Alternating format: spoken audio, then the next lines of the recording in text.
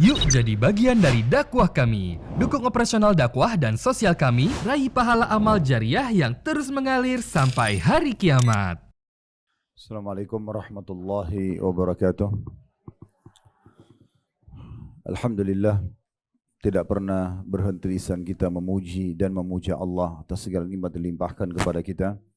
Terutama seringkali kami ingatkan, yaitu nikmat Islam dan iman. Karena dengan Islam dan iman ini kita jadi mengenal siapa Tuhan kita Allah Subhanahu wa taala, dan juga tentunya kita jadi tahu panduan hidup kita. Mana yang boleh kita nikmati dari makanan, minuman, pakaian, pendapatan, pergaulan, dan apapun yang membuat roda kehidupan kita bisa berjalan, dan mana yang tidak boleh, yang biasa kita kenal dengan halal dan haram. Di dunia kita akan mendapatkan kebahagiaan dengan menjadi seorang muslim, karena semua yang diperintahkan dalam agama baik, jujur, amanah, tanggung jawab, bakti sama orang tua, menjenguk orang sakit, membantu orang susah, dan segala macam hal. Dan apapun yang dilarang dalam agama kita atau agama Islam, semuanya buruk. Seperti berbohong, menipu, mencuri, menggunjing, memfitnah, membunuh, dan seterusnya. Maka seseorang menjadi seorang muslim akan sangat bahagia, karena di dunia dia punya panduan hidup, dan juga nanti di akhirat puncaknya akan masuk ke dalam surga yang abadi. Oleh karena itu ini nikmat yang sangat besar yang harusnya kita syukuri. Juga tentunya selain daripada itu cukup banyak nikmat-nikmat yang lain yang menyempurnakan kehidupan kita, dari pasangan hidup, anak-anak, makanan, minuman, udara, air, api, dan segala macam, yang akhirnya roda kehidupan kita bisa berjalan. Dan Allah Subhanahu wa taala memerintahkan kita untuk menikmati dan bersyukur kepadanya. Dan bersyukur ini sangat mudah, karena hanya mengucapkan dua susunan kata Alhamdulillah. Selanjutnya kita panjatkan salam hormat kita kepada utusan Allah Nabi besar Muhammad sallallahu alaihi wasallam, sebagaimana Allah telah perintahkan kita untuk mengucapkan salam hormat tersebut. Baik, melanjutkan bedah buku kita, ibu-ibu sekalian, yang ditulis oleh Syekh Dr. Muhammad bin Shalih Al-Munajjid hafizahullah, 40 nasihat memperbaiki rumah tangga. Dan kita sudah menyelesaikan nasihat keempat, yaitu jadikan rumahmu sebagai kiblat. Kita berbicara tentang bagaimana menghidupkan solat wajib di rumah, ya. Dan insyaAllah kesempatan ini kita akan bahas nasihat kelima beliau, pendidikan keimanan untuk anggota keluarga. Jadi ini perlu digarisbawahi baik-baik, ya. Kalau keimanan itu ada dalam hati ibu-ibu sekalian, dan dia akan terasa sekali kental, kita merasa dekat dengan Allah, kita merasa ingin selalu patuh kepadanya, kita juga selalu merasa nyaman, ya. Setiap kali kita sendiri pun atau sedang menghadapi masalah, kita tahu ada solusinya, karena kita dekat dengan Allah Subhanahu wa taala. Dan ini namanya keimanan. Keimanan itu berarti kita mengikrarkan dengan lisan kalau kita beriman kepada Allah, dan kita renungi dengan fikiran kita serta mengaplikasikan dengan anggota tubuh. Dan iman ini, Bapak Ibu sekalian, itu bertambah dengan keimanan, bertambah dengan amal soleh, berkurang dengan kemaksiatan. Jadi makin kita biasakan hidup dalam diri kita sendiri, di tengah keluarga kita di rumah, atau di lingkungan yang kita hidup di sekitar, teman-teman pergaulan, sumber pendapatan misalnya lagi bekerja atau bisnis di luar sana, maka semua itu tidak boleh keluar dari koridor apa yang Allah bolehkan saja. Sehingga kita merasakan kita selalu berada di dalam lindungan dinding yang sangat kuat, namanya keimanan. Iman ini akan bertambah dengan ketaatan, dan dia akan berkurang dengan kemaksiatan. Dosa-dosa atau kemaksiatan tujuannya kita pelajari untuk mengetahui dan kita hindari. Jadi kita pelajari untuk kita hindari. Kita belajar tentang riba, tentang masalah mencuri, tentang masalah perzinahan dan segala macam. Tujuannya bukan untuk dicoba, tetapi untuk dihindari. Dan tidak perlu seorang muslim mengatakan, oh babi itu haram, saya coba dulu bagaimana rasanya dan kenapa diharamkan. Itu tidak dibutuhkan. Cukup kita tahu, oh itu pelanggaran, tidak boleh kita lakukan. Mirip kalau kita kerja di sebuah kantor, sederhana sekali. Pasti pada saat awal kita masuk mendaftar atau melamar kerja di situ, ini sebagai contoh saja supaya mudah difahami, HRD-nya pasti akan menjelaskan kepada kita tentang masalah di kantor ini pekerjaannya begini dan begitu, dan kalau Anda kerjakan Anda akan dapat ini dan itu, misalnya bonus, gaji dan segala macam. Dan tentunya HRD juga akan menjelaskan di saat Anda nanti melanggar Anda akan kena ini dan itu. Kita pastikan teman-teman sekalian, kalau perusahaan pasti berharap kita menjadi pegawai yang prestasi. Mereka ingin memberikan kepada kita bonus dan payroll atau gaji kita, dan mereka tidak berharap kita melanggar. Tetapi pelanggaran itu disebutkan agar memang menjadi peringatan atau warning buat kita, agar jangan kita terjerumus dalam pelanggaran tersebut. Nah seperti itulah kurang lebih pelanggaran-pelanggaran dalam agama Allah. Tujuannya bukan untuk dicoba, tetapi sebagai peringatan agar jangan kita terjerumus dalam pelanggaran tersebut. Karena semua pelanggaran akan ada konsekuensi hukumnya, kecil ataupun besar tentunya. Nah ini yang dimaksud dengan keimanan. Di situ kan judul kita di halaman 21, pendidikan keimanan. Lalu dikerucutkan oleh penulis itu untuk anggota keluarga. Sekarang kita sedang bicara masalah rumah tangga. Antara ibu sama suami, antara ibu sama anak, antara ibu sama orang tua atau sama mertua kalau satu rumah, atau dengan orang-orang sekitar kita, misalnya ada ipar ya. Kira-kira misalnya orang-orang yang sekitar kita, atau mungkin dengan pembantu rumah tangganya, maaf, dengan supirnya, dengan siapalah ya. Mungkin ada tukang tamannya dan yang lainnya. Semua yang sering interaksi sama dia, maka dianggap bagian daripada keluarga itu. Makanya waktu Aisyah radhiyallahu anha dituduh berzina dengan Safwan dalam kisah yang masyhur, maka beliau Nabi SAW sempat duduk dengan Ali bin Abi Thalib dan Zubair bin Awam lalu bertanya, kira-kira menurut kalian berdua bagaimana? Ini sekarang isu gosip sudah tersebar, Aisyah berzina. Satu kota Madinah pada saat itu diliputi dengan gosip itu yang disebarkan oleh Abdullah bin Abi Salul, kepala orang munafik pada saat itu. Maka Ali bin Abi Thalib memberikan saran kepada Nabi SAW, ya Rasulullah, orang yang terdekat dengan Aisyah adalah pembantunya. Maka kenapa anda tidak tanya pada pembantunya? Pembantunya seringkali interaksi sama dia. Maka Nabi SAW pun bertanya dan pembantunya memberikan kesaksian kalau Aisyah tidak pernah sama sekali melakukan pelanggaran agama, apakah berjanjian sama seorang laki-laki atau melakukan pelanggaran-pelanggaran yang lain. Bahkan pembantu itu mengatakan, saya tidak pernah temukan kesalahan Aisyah kecuali cuma satu, pernah saya, karena pembantu ini lebih tua dari Aisyah, maka dia bilang, saya pernah titipkan adonan roti yang ingin saya buat sebagai roti itu. Setelah itu tinggal siap untuk dipanasin di api saja. Kalau masa itu belum ada oven tentunya. Lalu kemudian saya ke pasar belanja beberapa hajat untuk kebutuhan rumah, tapi Aisyah tertidur dan akhirnya dimakan oleh domba adonan. Cuma itu saja, tidak ada kesalahan lain. Tapi di sini yang kita ini titik beratkan adalah bagaimana pembantu pun terlibat. Berapa banyak orang, ibu-ibu sekalian, kita sayangkan pembantunya bekerja dengan dia 2 tahun, 3 tahun, mukena pun belum pernah dikasih misalnya. Atau diberikan buku panduan tentang sholat paling tidak. Atau mungkin bertanya tentang kondisi amalan keimanan dia gitu kan. Atau mungkin kalau ada pengajian bisa diperdengarkan buat dia. Atau kita wajibkan, kan kita kasih gaji kan. Kita bisa wajibkan, tiap hari kamu harus dengar ini ya, radio ini ya, cuplikan ini ya. Atau kita putarkan di TV di rumah gitu kan, walaupun kita lagi sibuk di luar rumah. Jadi dia tidak mendengarkan musik-musik misalnya, atau apalah tontonan yang haram sehingga bisa mengangkat keberkahan rumah kita kan gitu. Kita bisa maksimalkan itu. Saya mulai dari pembantu karena ini banyak yang terbengkalai kan itu. Begitu juga dengan supir, berapa tahun supir kita bekerja sama kita.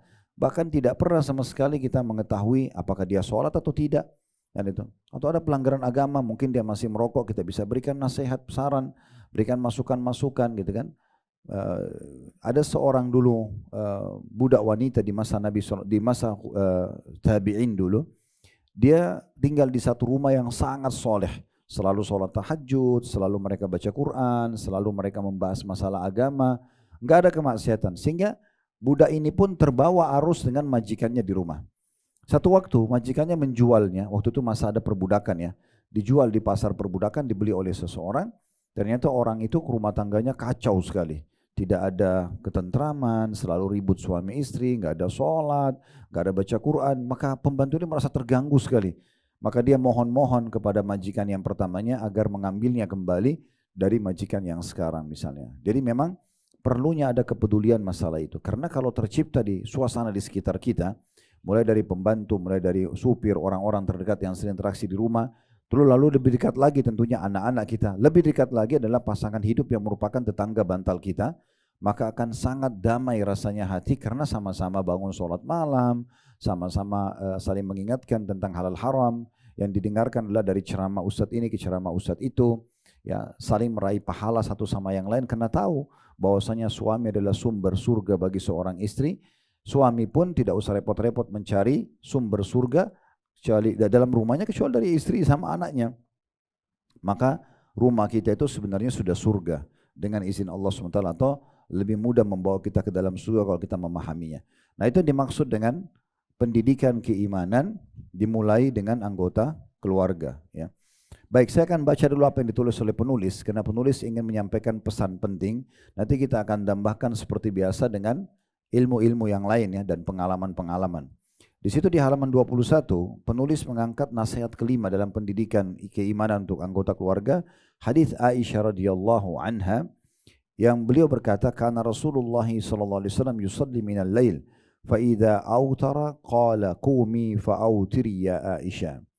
Suatu ketika Rasulullah SAW, sebenarnya terjemahannya bukan suatu ketika, lebih tepat ya, karena itu dalam bahasa Arab berarti Rasulullah itu kayak sering melakukan di masa yang sudah berlalu hidup beliau. Maksudnya Aisyah menceritakan hari-hari yang sudah berlalu, bukan hari ke depannya ya. Kalau Rasulullah SAW mengerjakan sholat malam dan ketika beliau akan witir, maka beliau mengatakan kepada Aisyah, bangunlah wahai Aisyah dan dirikanlah sholat witir. Artinya bagaimana Nabi SAW menanamkan pada istrinya agar beliau bangun bersama-sama Nabi SAW sholat. Kira-kira ibu-ibu sekalian pernah nggak kita berpikir atau sudah terapkan? Kalau sudah, alhamdulillah, kita bangun sholat malam dengan mengejar keutamaannya, serta juga kita membangunkan pasangan kita. Keromantisan dalam agama Islam itu bukan seperti yang digambarkan oleh orang-orang Barat, ya. Justru memamer di pinggir jalan, memamer di depan umum, terbuka auratnya, bahkan kumpul-kumpul dengan teman-teman suami yang terbuka pintu perselingkuhan, atau dengan teman-teman istri terbuka pintu perselingkuhan, bukan dengan sopan santun karena pakaian terbuka, dibiarkan berdua-duaan, akhirnya ada juga khamr, narkotika dan segala macam yang dianggap itu adalah sebuah kebebasan dalam hidup. Ini keliru ya. Tetapi bagaimana kita menerapkan agama kita dan kita meraih pahala satu sama yang lain, bagaimana kita mengejar pahala. Indah enggak rumah tangga itu ibu-ibu sekalian kalau si istri ini targetnya setiap ada suami, bagaimana suaminya ya bagaimana dia meraih surga dari suaminya. Maka setiap kali apa kesempatan bisa ngobrol, bisa senyum, bisa memberikan layanan makan, biologis, semua targetnya dari kebaikan kepada kebaikan. Betapa indahnya rumah tangga itu karena targetnya itu. Begitu juga sebaliknya seorang suami, bagaimana target dia adalah membahagiakan istrinya, mengejar surga dari situ, memberikan nafkah yang terbaik, memenuhi kebutuhannya, ya melindungi dari segala macam mara bahaya misalnya, membantu keluarganya. Itu akan sangat baik karena berputar di dalam agama kita, berputar di agama kita. Kalau selain agama kita pasti ada perselingkuhan lah, ya KDRT lah, gitu kan, masing-masing saling curiga lah, gitu kan. Bahkan dalam Islam tidak pernah dianjurkan ada suami istri yang menganggap utang satu sama yang lain. Memberikan, dijadikan sedekah yang paling afdal adalah kalau diberikan kepada pasangan kita. Khusus bagi suami misalnya ada hadis Nabi SAW, dinar yang kau infakkan buat fakir miskin, dinar yang kau infakkan untuk bebasin budak, dinar yang kau infakkan untuk perang di jalan Allah, dan dinar yang kau berikan untuk istri dan anakmu jauh lebih besar pahalanya. Berarti sekarang seorang suami dianjurkan mengejar keutamaan sedekah terbaik memberikan untuk istrinya. Pakaian, makanan, apa saja yang dia bisa berikan yang terbaik supaya istrinya sudah tidak berpikir lagi ada beban apa-apa di rumah karena semua sudah terpenuhi. Nah begitu juga dengan seorang istri. Kalau pernah dengar nama Abdullah bin Mas'ud, sahabat Nabi ini, kebetulan dia orang miskin tapi istrinya orang kaya. Istrinya orang kaya, istrinya bernama Zainab. Zainab ini pernah satu waktu ingin mengeluarkan harta cukup banyak dalam bentuk sedekah. Dia ingin sekali keluarkan gitu. Lalu dia bilang sama suaminya, saya ingin sedekah. Tapi kalau target saya ingin memberikan kepada anda daripada orang lain, untuk apa? Jadi sini si istri sekarang yang mau kasih kepada suaminya. Tapi saya ingin tahu dulu hukumnya. Boleh nggak sih seorang istri kasih ke suami? Lalu kemudian kata istrinya ini, coba tanyakan kepada Nabi SAW. Lalu Abdullah bin Mas'ud, karena posisinya sebagai suami, dia bilang, jangan saya yang bertanya. Kenapa bukan kamu saja yang bertanya? Abdullah bin Mas'ud khawatir nanti malah ada kesalahpahaman gitu kan. Kalau dia yang tanya, istri saya mau memberikan saya sedekah, boleh nggak saya terima? Seakan-akan dia malah berharap. Dia bilang kepada istrinya, kamu saja yang bertanya. Lalu Zainab ini pergi ke rumah Nabi SAW. Kebetulan dalam riwayat yang disebutkan, di depan rumah Nabi itu ada satu orang wanita juga sama posisinya. Namanya juga sama, namanya Zainab tapi dari orang Ansar. Dan dia pun orang kaya, suaminya orang miskin. Dan dia ingin sedekah yang dia keluarkan, dia berikan pada suaminya. Mau tanya hukum kepada Nabi. Maka Nabi SAW memberikan jawaban kepada keduanya. Sesungguhnya kalau kalian lakukan itu, kalian berikan sedekah kalian pada suami kalian, maka itu akan uh, mendapatkan dua pahala. Pahala sedekah dan pahala silaturahimnya. Karena dia adalah tetangga bantal gitu kan. Berapa banyak ibu-ibu yang sudah berumah tangga sama suaminya, mungkin memberikan baju kaos saja buat suaminya, tidak pernah. Gitu kan? Atau memberikan sesuatu hadiah buat suaminya, tapi dia selalu berharap diberikan. Ya, ini ibarat orang suka ditraktir tapi tidak pernah traktir orang lain. Kan itu. Padahal sebenarnya bisa saja dari nafkah yang disisipkan, berikan sesuatu yang membuat mungkin dia juga senang ya. Mungkin tidak harus setiap saat. Tetapi sabda Nabi SAW penting sekali untuk melahirkan cinta di antara suami istri dan teman sama teman dan munculnya ya loyalitas, itu harus ada royalitasnya. Makanya Nabi SAW mengatakan tahadu tahabu, saling memberikan hadiah, kalian akan saling mencintai. Seringnya orang bertukar hadiah, ya kan itu sangat besar sekali mendorong rasa suka, karena tidak ada orang yang diberikan hadiah walaupun murah kecuali pasti hatinya senang. Itu contohnya. Atau mungkin ibu-ibu bisa sebagai hadiahnya apa, makanan kesukaan suami atau pakaian atau penataan rumah yang diharapkan misalnya. Nah itu termasuk bagian daripada apa yang sedang kita bahas. Ya. Baik, di sini teman-teman sekalian, karena penulis sedang menyinggung masalah sholat malam, dan dalil kedua juga diangkat itu ya. Saya bacakan dulu di halaman 22. Setelah riwayat pertama tadi Nabi bangunkan Aisyah untuk ikut sholat witir, maka disebutkan hadis yang lain, kata Nabi SAW, rahimallahu rajulan qama minal laili fasalla fa'aiqadha imra'atahu fasallat fa'in abad nadhaha fi wajihal ma'.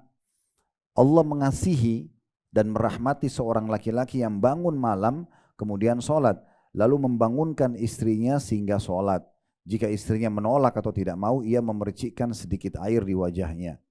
Nah, itu ada footnote nomor 20 di bawah, diriwayatkan oleh Ahmad dan Abu Daud. Sebenarnya riwayat ini bersambung Bapak Ibu sekalian, masih ada lanjutannya ya. Lanjutannya adalah sebaliknya, dan semoga Allah merahmati dan mengasihi seorang istri, kalau tadi seorang suami, yang dia bangun sholat malam, kemudian dia bangunkan suaminya, kemudian dia ajak sholat. Dan kalau suaminya nolak, dipercikkanlah air di wajahnya, gitu kan, sedikit air wajahnya. Lalu kata Nabi SAW, kalau keduanya bangun sholat tahajud berjamaah, maka dua-duanya akan dicatat pada malam itu sebagai orang yang banyak berzikir kepada Allah. Laki-laki dan perempuan yang banyak berzikir kepada Allah. Nah ini sebenarnya romantis yang sebenarnya gitu kan. Ibadah bersama-sama, umrah bersama-sama, haji bersama-sama. Saya lihat Masya Allah di wajah jemaah haji dan jemaah umrah kami kebahagiaan luar biasa di saat mereka bisa tawaf bersama, mereka sholat bersama, mereka ikut kegiatan sosial yang kami tawarkan pada saat itu di Mekah. Di saat umrah haji pun mereka ikut, mereka sama-sama ikut berbagi. Mereka berlomba-lomba janjian jam sekian sama-sama ke masjid misalnya. Dan sekian banyak program lah ya yang bisa kita lakukan dan kita hidupkan. Dan ini kalau hidup di antara suami istri, maka akan berefek kepada anak-anak ya. Anak-anak pun nanti akan disepakati karena mereka sudah suka agama, anak-anak pun akan diarahkan ke agama. Tidak lagi perselisihan tentang masalah anak ini nanti mau sekolah di mana gitu kan. Apakah nanti sekolah agama atau tidak gitu kan. Dan sering kami bahasakan Bapak Ibu sekalian, mungkin bukan saya meremehkan di sini pendidikan umum ya, tapi pendidikan agama itu kewajiban. Pendidikan agama kewajiban. Jadi ibu memasukkan anaknya ke lembaga pendidikan agama Islam bukan pilihan. Bukan pilihan, kewajiban. Karena nanti yang Allah tanya buat dia itu bukan matematika, bukan IPA, bukan biologi. Yang Allah tanya sholatnya, puasanya, ya, pemahaman agama, halal haramnya, tutup auratnya dan seterusnya, gitu kan? Maka dahulukan pesantren, dahulukan Islamic boarding school, masukkan mereka ke sana. Tutupi kesalahan dan kekurangan kita di masa lalu justru pada anak-anak, kan gitu. Jangan malah sebaliknya, kita mewariskan keburukan. Maaf, mungkin ada seseorang wanita hamil dulu di luar nikah sebelum nikah, lalu dia bilang sama anaknya, ibu juga dulu begitu kok. Ini biasa terdengar gitu ya. Dia biarkan anaknya pacaran anaknya datang ke rumah, masuk di kamar berduaan, jelas perzinahan depan mata dan dia akan tanggung dosanya. Tapi bagi dia, dulu juga dia gitu kok. Kenapa harus wariskan keburukan? Kita udah dosa dulu, kita biarkan juga raih dosa dari anak-anak kita. Kan aneh itu. Justru sekarang kita kejar amal-amal soleh dari anak-anak kita. Justru sekarang mereka harus hafal Quran di umur 10 tahun kalau perlu. Mereka harus sudah sholat malam. Mereka sudah harus tahu kisah-kisah 25 Nabi dan Rasul. Mereka sudah tahu tentang kisah para sahabat. Itu yang harus dilakukan. Hiburan mereka bukan tidak boleh ke mall. Tapi ada saatnya anak-anak dihadirkan di pengajian. Kita sayangkan sekali kayak pengajian seperti ini, banyak mungkin anak ibu-ibu yang sudah punya anak gadis nggak diajak. Dibiarkan, ibu aja yang belajar. Kenapa nggak dibiarin anak-anaknya belajar? Biarkan mereka di umur muda itu dengar, oh Allah berfirman, oh Rasulullah bersabda. Daripada mereka bergelut dengan musik rock, dengan musik ini dan itu, kenapa kita biarkan mereka dengarkan ayat Al-Quran, hadis-hadis Nabi SAW, ya. Bahagia sekali Bapak Ibu sekalian kalau kita bisa masuk di kamar anak kita yang masih gadis, jam 2 malam, 3 malam lagi pakai mukena sholat tahajud. Bahagia sekali itu. Bukan itu sebuah ketentraman jiwa, ya kan? Atau kita lihat anak kita lagi baca Quran, gitu ya. Saya terapkan kepada anak-anak di rumah, harus selalu sudah ikut tahfidz Quran. Walaupun saya bisa ngajar, saya panggilkan lagi guru di rumah. Yang perempuan-perempuan, yang laki-laki, maka mereka, itu ada ketentraman sendiri di saat saya lihat anak-anak lagi di pojok ruangan, mereka lagi muraja Al-Quran. Kalau ngomong sama adik sama kakaknya yang ngomong, Allah nggak boleh loh, Allah larang loh, Allah perintahkan loh. Dan saya selalu tanamkan ke mereka, bukan saya bilang, ayah yang suruh atau ibu yang suruh. Saya di rumah dipanggil abati, artinya ayah tercinta ya. Itu karena Nabi Ismail panggil ayahnya Ibrahim dengan ya abati ya. Saya coba terapkan itu. Maka bukan lagi saya mengatakan karena abati larang atau karena umi larang, enggak. Allah yang larang ya nak. Jadi sudah terbiasa di lisan mereka itu kalau ngomong, nggak boleh loh kan Allah larang. Jadi kita tidak ada pun sudah meninggal, mereka akan selalu membawa syariat Allah Subhanahu Wa Taala. Nah di saat itulah anak-anak bisa menjadi amal jariah buat kita. Ya. Jadi ini keromantisan yang sebenarnya dalam Islam, justru kita kalau bersama-sama mengejar surga satu sama yang lain dan coba tutupi kekurangan kita masa lalu, justru sekarang dengan mencetak generasi yang sudah lebih dekat dengan Allah Subhanahu Wa Taala. Ibu-ibu saya berikan satu poin juga, poin penting ya. Kalau dalam pendidikan agama kepada anak-anak, jangan tolok ukurnya diri kita. Saya kasih contoh, pernah ada satu sekolah Islam, levelnya masih SMP SMA. Mereka datang, pemiliknya datang ke kantor, minta saya jadi penasehat. Lalu saya iakan pada saat itu. Walaupun sekarang saya sudah mengundurkan diri karena saya lihat kesibukan yang tidak mungkin saya mengawasi terus gitu. Tapi alhamdulillah mereka berjalan. Intinya waktu itu sempat pemiliknya mengatakan, Ustadz kami mau buat kurikulum di SD kami. 1 tahun, jadi kelas 1 SD itu kurikulumnya hafal 5 juz Al-Quran. Sehingga 6 tahun SD tamat 30 juz. Berat nggak kira-kira? Saya bilang berat kalau tolok ukurnya antum. Karena yang punya ini mungkin belum hafal 5 juz. Bagi dia 5 juz itu berat, gitu kan? Itu keliru. Karena anak-anak ini memang kalau kita tidak paksakan buatkan program mereka yang padat, mereka akan tersibukkan dengan yang lain. Keinginan tahu mereka besar sekali dibandingkan kita. Jadi jangan biarkan ada celah di mana mereka itu punya kesempatan untuk memikirkan selain daripada kebaikan-kebaikan saja. Kita harus padatkan program, gitu kan? Saya bilang sama istri saya, padatkan program buat anak-anak. Tidak masalah, pulang sekolah pun jam 2 siang, mereka kita ikutin lagi tahfidz Quran sampai jam 4, jam 5 sore. Hasilnya ada. Anak-anak jadi hafal 30 juz Al-Quran. Akhirnya istri saya sendiri lihat, oh anak ini setiap kali di sudut rumah ulangin Al-Quran. Kadang-kadang anaknya lagi diam, didekatin kupingnya, anaknya lagi muraja Al-Quran. Kalau ngomong ada umiknya salah sedikit diingatkan, umi itu nggak boleh loh, agama larang. Misalnya diingatkan. Jadi terbawa dengan arus itu, gak ada masalah. Karena kalau tidak, subhanallah tolok ukurnya anak-anak, mungkin kita pernah lewatin umur belasan tahun ya. Umur-umur itu potensi kita itu kayak tidak ada rasa capeknya ya. Selalu merasa mau tahu ini, mau tahu itu, mau kerja ini, mau kerja itu. Nah ini kalau kita tidak salurkan energi itu, maka akan kepada hal-hal yang tidak baik ya. Sama juga poin saya pesankan. Kalau ibu ingin memberikan sesuatu yang diminta oleh anak, maka hubungkan dengan prestasi. Misal contoh, ibu saya mau beli ini, oke? Tapi syaratnya kamu hafal surah ini dulu ya. Kasih 1 surah di juz 30 misalnya. Ya, surah Naba, surah Abasa. Tidak apa-apa biar ibu belum hafal, ibu pegang aplikasi Al-Quran, ibu dengerin hafalannya. Oke, bagus hafalannya, ibu belikan, kasih. Walaupun itu masalah kecil, misalnya makanan kesukaannya misalnya, gitu kan? Atau mungkin ibu pegang hadis Arba'in Nawawi, pernah dengar gak? Hadis 40 Imam Nawawi. Ya. Nah hadis Arba'in Nawawi ini pendek, 40 hadis. Itu ibu beli bukunya kecil, buku saku dia. Ya. Mungkin harganya cuma 10-15 ribu maksimal. Itu dipegang di rumah, wajibkan mereka hafal. Hafal dengan terjemahannya. Minta apa-apa silakan. Saya kemarin subhanallah waktu weekend, Saya sempat bawa anak-anak jalan keluar kota. Kemudian saya coba pancing saja. Karena anak, kapan sampai Abati? Kapan sampai? Tujuannya mau sampai tujuan. Sabar nak. Tiba-tiba terlintas di benak saya mengatakan, karena Allah berfirman, innallaha ma'as sabirin. Ayat ini enggak dihafal sama mereka karena masih kecil-kecil. Terus saya bilang, coba ulangi apa? Subhanallah. Sekali saya ngomong, diulangi sama mereka. Innallaha ma'as sabirin. Diulangi langsung. Terjemahnya nak, Allah bersama orang-orang sabar. Cuma sekali jalan, hitungan menit, saya sudah bisa memberikan mereka sebuah ayat. Dan itu pedoman hidup. Ternyata Allah bersama orang-orang yang sabar gitu. Jadi pada saat mereka teriak saja minta susunya telat, ingat nak, innallaha ma'as sabirin, senyum mereka gitu kan. Contohnya. Tapi kita kan bawa mereka ke arus keimanan itu kan gitu. Itu kan sangat bagus Bu ya. Sebenarnya sambil mendidik anak sambil kita belajar. Mau nggak mau kan gitu. Otomatis kan kita pun terdorong karena ada anak terdorong untuk belajar. Nah itu poinnya. Itu poin yang penting sekali. Baik di sini dibahas tentang masalah sholat malamnya ya. Saya akan berhenti dulu sampai sini. Kita akan lanjutkan paragraf setelahnya. Karena paragraf selanjutnya contohnya masalah sedekah. Kita bicara masalah tahajud dulu, sholat malam. Sholat tahajud ini, Bapak Ibu sekalian, tahajud itu artinya sholat malam. Ya. Al-mutahajjid artinya orang yang bangun sholat malam. Nah sholat malam ini adalah sholat yang paling afdol di antara semua sholat-sholat sunnah. Yang paling afdol di antara semua sholat sunnah. Terlalu banyak keutamaannya. Terlalu banyak keutamaannya.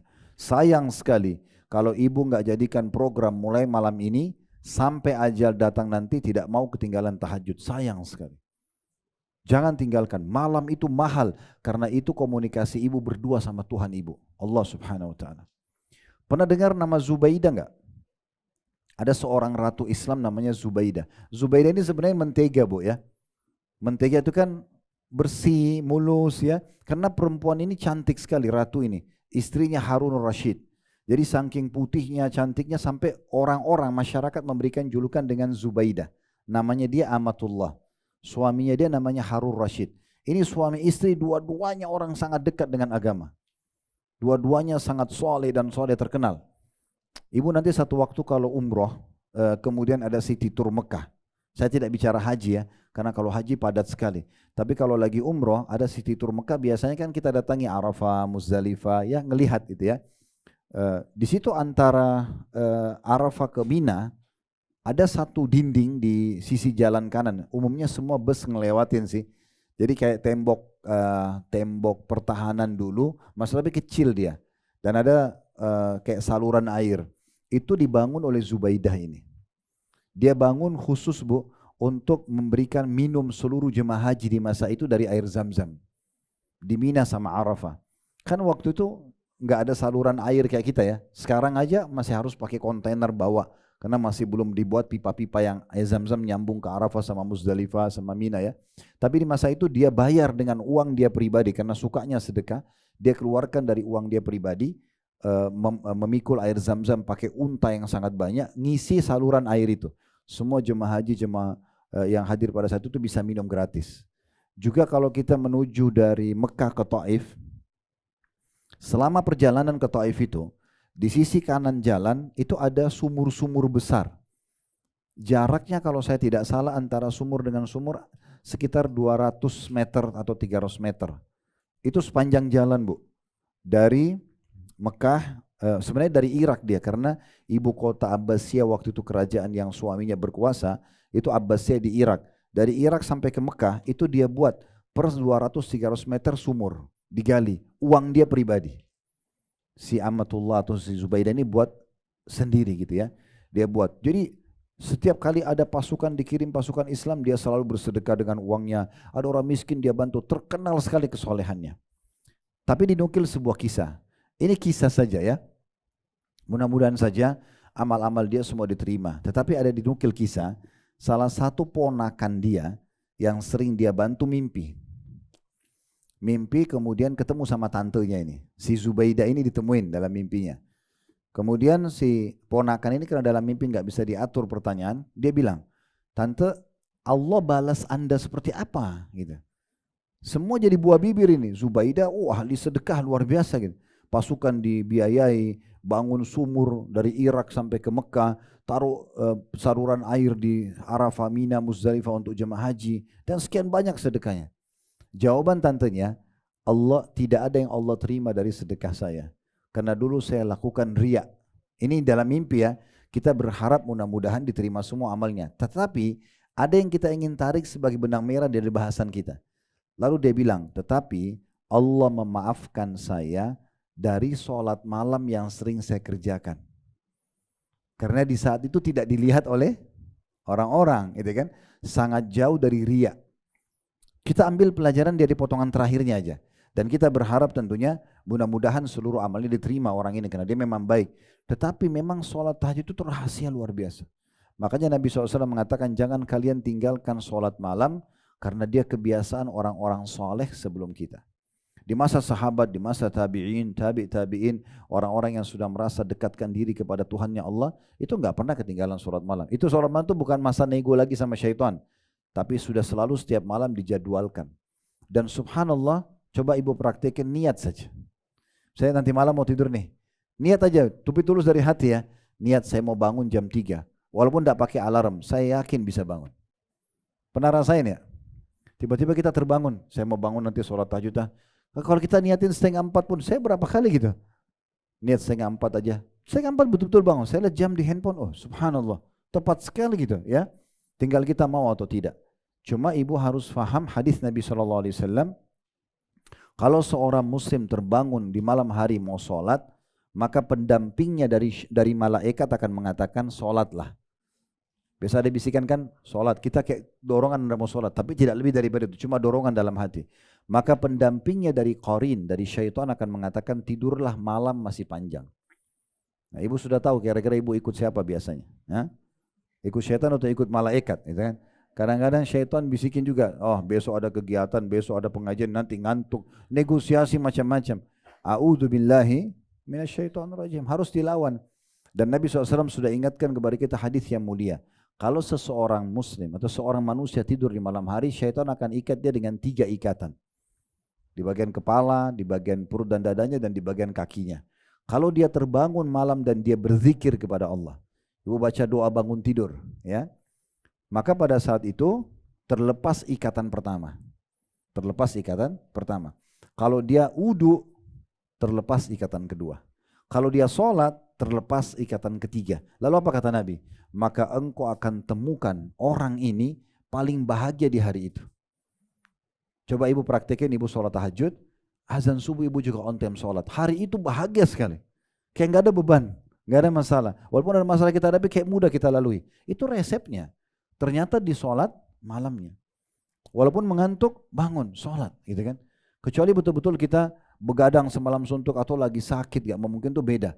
Tapi kalau lagi santai di rumah, lagi banyak sekali waktu kan, kita bisa istirahat jam 10, jam 11 malam, kenapa gak bangun jam 3, gitu kan. Nanti selepas waktu duha, atau ada waktu kailula di siang hari, ada waktu mau istirahat, baru silakan, gitu kan. Tapi jangan ketinggalan sholat malam, karena ini luar biasa keutamaannya. Baik, kita lihat misalnya, saya akan sebutkan belasan keutamaan sholat malam. Secara ringkas kalau ada yang mau tulis silakan ya. Bahwasanya yang pertama Nabi SAW itu memperhatikan sholat malam dan tidak pernah ketinggalan. Baik itu dalam keadaan safar atau mukim, Bu. Ya. Dalam safar atau mukim. Lagi safar keluar kota, kita kan biasa kalau lagi liburan ke puncak kemana justru lalai. Ya, padahal lagi enak cuacanya di hotel bintang 5, sayang banget ini nggak sholat malam. Malah tambah lalai jauh dari Allah. Enggak, harusnya di saat itu justru makin hidup ibadah kita. Justru hidupkan sholat malam itu di hotel bintang 5 itu, di cuaca yang sejuk itu. Hidupkan justru. Jangan terbalik malah jadi lalai. Malah sibuk dengan tontonan-tontonan, lupa dengan Allah. Padahal nikmat sedang ada. Kan harusnya kita dekatkan diri kepada Allah Subhanahu Wa Taala. Dan perlu garis bawahi poin penting. Ini poin penting ya. Puncak tertinggi dari ibadah itu bukan lagi mengejar keutamaannya.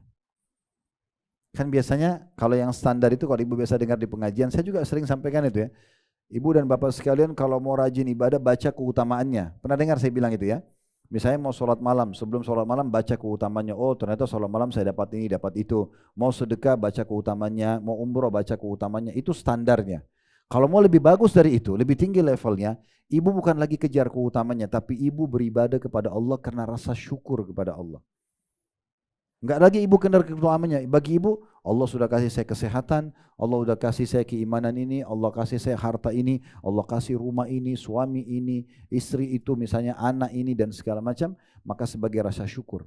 Itulah sebabnya dalam sebuah hadis yang sahih, ya, hadis diriwayatkan oleh Bukhari, Muslim, waktu Nabi SAW sholat malam, dan setiap malam beliau sholat, baca ayat yang panjang sampai kaki beliau pecah-pecah.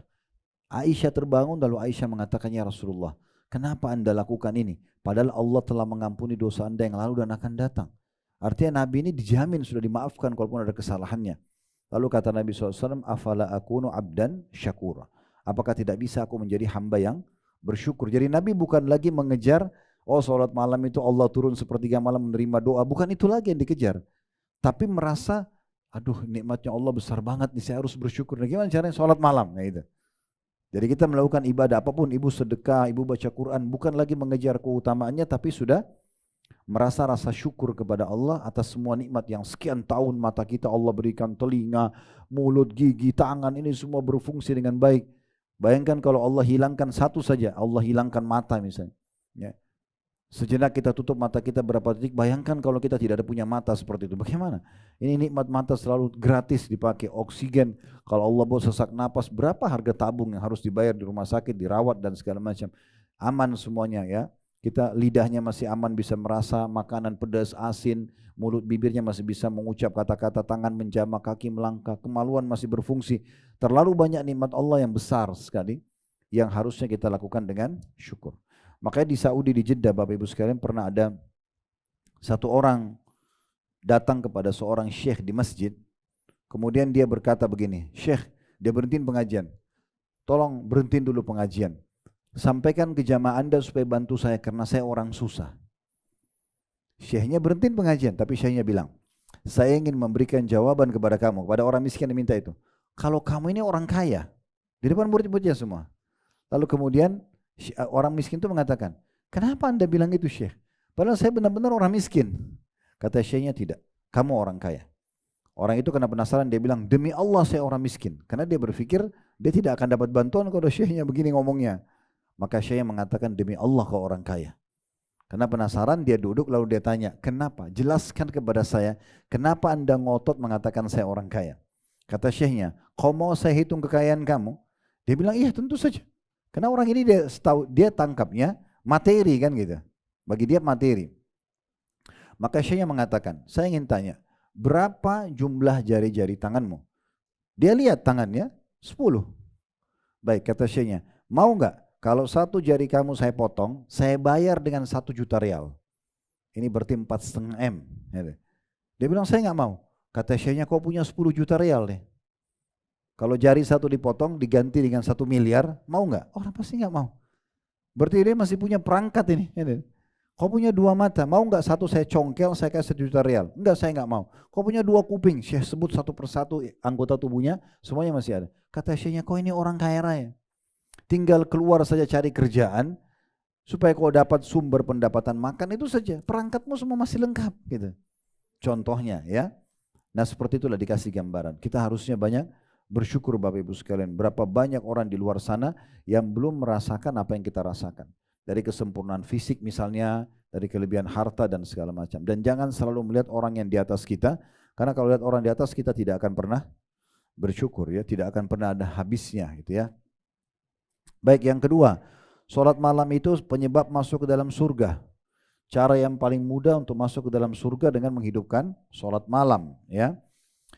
Tentu diikuti dengan sholat wajib Bu ya. Ibu nggak mungkin sholat sunnah lalu tinggalkan wajib lalu berharap masuk surga, tidak. Karena semua keutamaan yang ibu bisa dapatkan dari ibadah-ibadah sunnah, sedekah, sholat malam, umroh, kan itu, semua itu ibadah-ibadah sunnah didapatkan dengan cara tetap menyempurnakan yang wajibnya. Kan gitu.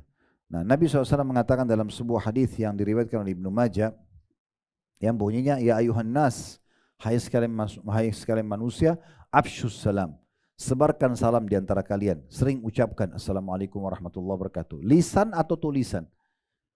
Dimulai dari pasangan hidup dengan anak-anak dan anggota rumah, kemudian orang-orang di sekitar kita, kenal atau tidak kenal. Wa at'imut ta'am, berikan makan kepada orang lain. Traktir orang kah, berbagi makan kah, atau berbagi makanan yang sedang kita akan makan, ya. Wasilul arham, lanjutkan hubungan silaturahim. Dan yang terakhir Nabi mengatakan wasallu bil laili wan nasu niyam. Salatlah malam hari sewaktu orang sedang tidur. Tadkhulul jannata bisalam. Kalian akan masuk ke dalam surga dengan sambutan yang meriah. Dengan sambutan yang meriah. Kemudian juga yang ketiga, salat malam itu akan menjadi penyebab naiknya derajat yang tinggi di surga dan mendapatkan istana istimewa. Istana yang dikhususkan memang untuk orang-orang tertentu saja, ya.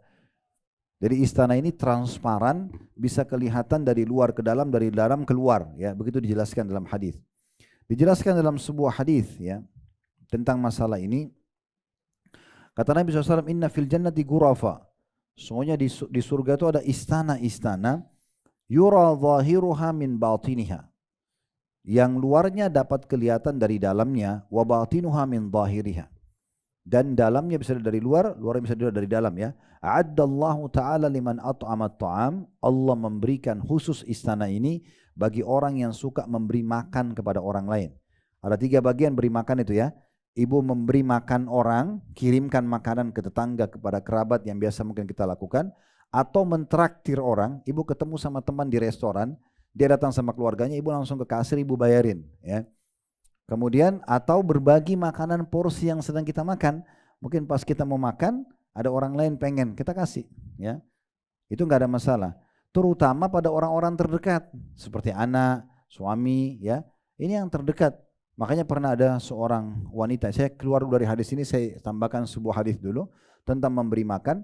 Ada seorang ibu miskin datang di rumah Aisyah radhiyallahu anha dan dia bawa 2 anak perempuan kiri kanannya. Lalu dia minta makanan ibu ini karena miskin, dia nggak punya apa-apa. Aisyah bilang, saya nggak punya apa-apa kecuali 3 butir kurma. Tinggal itu saja.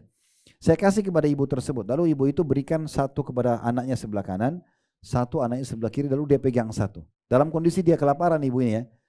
Kemudian setelah itu barulah mereka makan. Anak ini makan, ini ibu sambil ngobrol sama Aisyah. Rupanya karena asyik ngomong, dia belum makan kurmanya, 2 anaknya sudah habis kurmanya, lalu minta lagi. Ibu tersebut dalam kondisi lapar, dipotong 2 kurmanya dikasih kepada kedua anaknya, dia sendiri tidak makan. Sampai dia keluar dari rumah. Kata Aisyah radhiyallahu anha, saya sangat kagum dengan sikap ibu itu kepada anaknya. Padahal dia dalam kondisi lapar, dia juga mau makan gitu kan. Dan anaknya sudah dapat bagian tadi. Maka kata Aisyah, saya ceritakan kepada Nabi SAW, ya Rasulullah, tadi ada ibu datang begini dan begitu. Kata Nabi SAW, perbuatan ibu itu kepada anaknya, memberi makan padahal dia butuh, dia dahulukan anaknya, cukup membawanya ke dalam surga. Berapa banyak ibu-ibu beli makanan favorit taruh di kulkas, begitu buka malamnya habis dimakan anak-anak, marah-marah. Siapa yang makan makanannya ibu nih? Siapa yang gini? Padahal itu makanan dikasih kepada anak, bagian daripada tubuh kita sebenarnya. Contohnya, ya. Jadi memberi makan itu bisa saja mengirim makanan atau mentraktir orang atau kita berikan porsi punya kita. Yang kedua, sebab mendapatkan derajat tinggi surga dan istana yang tadi terlihat dari semua sisinya, wa alanal kalam, lembut dalam bertutur kata. Itu penyebab kedua dapat istana istimewa ini, ya. Kemudian yang ketiga, wa taba'as siyam, orang yang rutin puasa. Puasa Senin Kamis, puasa Ayyamul Bid, selain puasa wajib, ini kita bicara ibadah-ibadah sunnah ini, ya. Rutin terus, tidak mau ketinggalan ibadah-ibadah sunnah itu. Wa afsyas salam, selanjutnya yang keempat, suka nyebarin salam. Tulisan dan lisan. Ibu kalau WA ke orang jangan langsung to the point. Tulis dan lengkap. Assalamualaikum warahmatullahi wabarakatuh. Berapa lama sih ketik itu? ASSW, enggak jelas, ya. Kenapa enggak Assalamualaikum warahmatullahi wabarakatuh? Sekarang alhamdulillah kan sudah ada tuh stiker-stiker, ya, salam. Udah tinggal itu aja dikirim, enggak apa-apa, ya. Kadang-kadang ada banyak orang gitu suka ringkas-ringkas. Dia kirim ringkas, temannya kirim ringkas, enggak saling jelas, ya, apa yang dibahas gitu, ya. Saya pernah dengar gitu beberapa ustadz-ustadz ngomong sambil tertawa bercanda waktu itu. Ada orang kirim WA ke saya ringkasan, saya balas juga ringkasan, kami tidak saling paham gitu, ya. Jadi hidupkan salam dan kata Nabi SAW, Assalamualaikum dapat 10 pahala, warahmatullah 10, wabarakatuh 10, 30 pahala. Kenapa cari 10 saja Assalamualaikum? Susahnya apa bilang Assalamualaikum warahmatullahi wabarakatuh. Dan ini harus dihidupkan. Afsyas salam itu maksudnya menghidupkannya. Saya lihat Bu ya, di Saudi itu menghidupkan salam ini luar biasa gitu.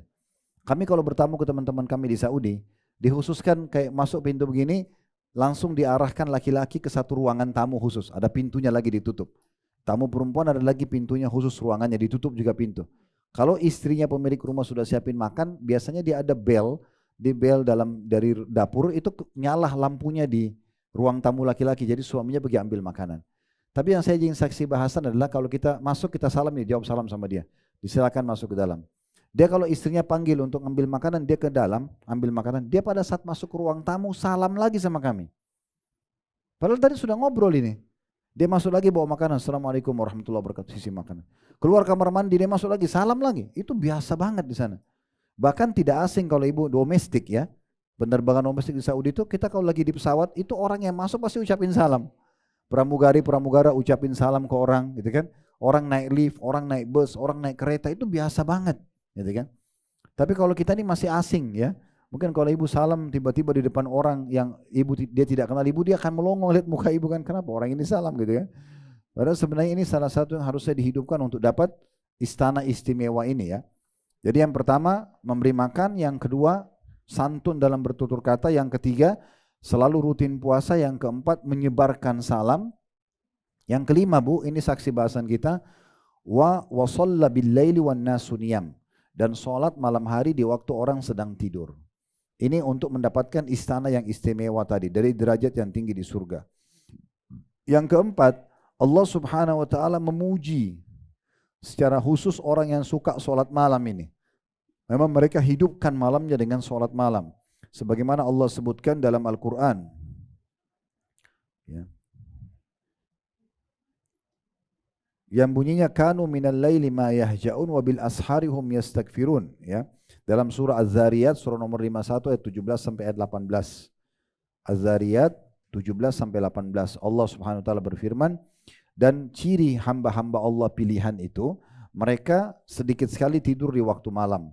Makna sedikit tidur di waktu malam, justru puncak-puncaknya orang tidur jam 3, jam setengah 4, sejam sebelum subuh itu justru mereka hidup di situ. Mereka bangun ya, sholat malam. Dan di akhir-akhir malam menjelang subuh, mereka memperbanyak istighfar. Ini namanya istighfar di waktu sahur. Ya, di waktu menjelang subuh. Ini Allah puji mereka. Juga Allah memuji dalam firman yang lain, surah Al-Furqan ayat 64. Surah nomor 25 ayat 64. Walladzina yabituna li rabbihim sujjadan wa qiyama. Orang-orang yang melalui malam hari dengan sujud dan berdiri untuk Rabb mereka. Jadi dipuji secara khusus mereka yang suka seperti itu, ya. Juga dalam Al-Qur'an di dalam surah yang lain disebutkan, surah As-Sajdah ayat 15 sampai ayat 16, ya. Allah memuji mereka, innama yu'minu bi ayatina alladhina idza dzukiru biha kharru sujjadan wa sabbahu bihamdi rabbihim wa hum la yastakbirun. Sesungguhnya orang-orang yang benar-benar beriman dengan ayat-ayat kami adalah orang-orang yang apabila diperingatkan tentang ayat-ayat kami maka mereka menyungkur sujud, ya, dan bertasbih serta memuji Rabb mereka, sedangkan mereka tidak menyombongkan diri. Lalu Allah, itu ayat 15-nya. Ayat 16-nya, tatajafa junubum anil madaji'i yad'una rabbahum khaufan wa tama'an mimma razaqnahum yunfikun. Dan mereka itu, ya, selalu saja lambung mereka jauh dari tempat tidur mereka di malam hari, sedang mereka sibuk berdoa kepada Rabb mereka dengan penuh rasa takut dan juga harap. Takut tidak diterima amalnya, takut masuk neraka atau takut disiksa, dan juga berharap sekali diterima amal-amal solehnya dengan rasa takut dan harap, dan mereka selalu menafkahkan dari rezeki yang kami berikan kepada mereka. Ini termasuk pujian Allah Subhanahu wa taala. Kemudian juga Allah Subhanahu wa taala, ini yang kelima ya. Allah Subhanahu wa taala membedakan orang-orang yang sholat malam dengan selain mereka, ya.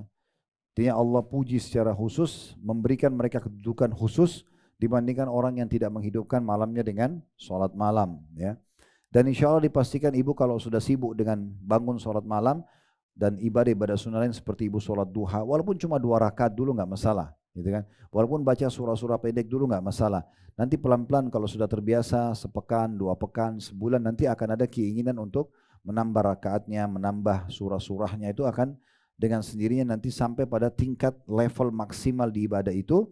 Kemudian tinggal kita istiqomah atau mempertahankannya. Seperti itulah ya.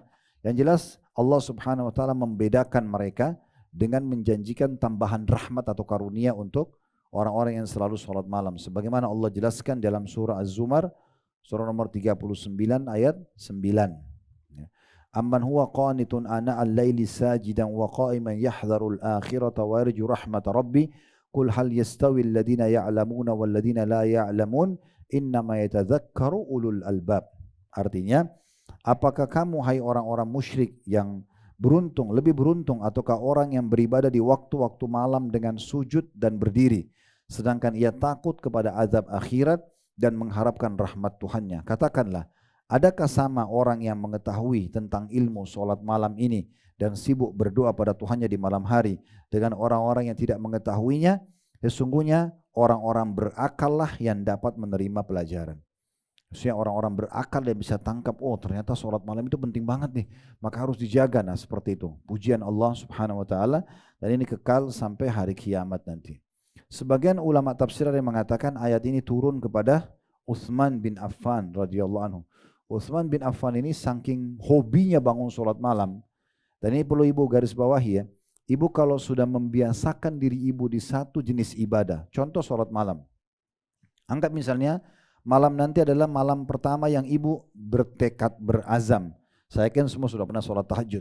Tapi misalnya mulai malam ini saya nggak mau putus sampai saya meninggal. Misalnya malam ini mulai berazam untuk mengerjakannya. Mulailah mungkin niat, ya mulai dipersiapkan mukena terbaiknya, ayat-ayat surah yang mau dibaca. Dan pernah saya sampaikan, saya ingatkan lagi, khusus sholat sunnah, ibu boleh buka aplikasi Al-Quran. Ya, atau pegang mushaf ya. Misalnya ibu lagi sholat tahajud, daripada inna ataina wal asr terus gitu kan. Jadi boleh mulai dari Al-Baqarah ya. Jadi misalnya mulai 1 rakaat baca 5 ayat, 10 ayat ya. Sambil pegang enggak apa-apa ya. Kalau pakai handphone saja ya, bisa mushaf. Tapi untuk Al-Qur'annya jangan baca WA di salat ya. Jadi ibu baca misalnya dari Al-Baqarah, Alif Lam Mim Dzalikal Kitab 10 ayat ruku ya. Kemudian nanti rakaat kedua baca lagi 10 ayat. Itu kalau kita sholatnya 11 rakaat, berarti kita 10 rakaat pertama itu sudah 100 ayat kan gitu. Tambah di sholat witirnya Al-Ikhlas 4 ayat, ya 104 ayat. Belum Al-Fatihahnya dan segala macam. Dan itu ada keutamaan sendiri ya, tentang orang yang bangun sholat malam membaca sampai 100 ayat, itu pahalanya besar banget. Tapi usahakan minimal 10 ayat, minimalnya ya. Itu contohnya.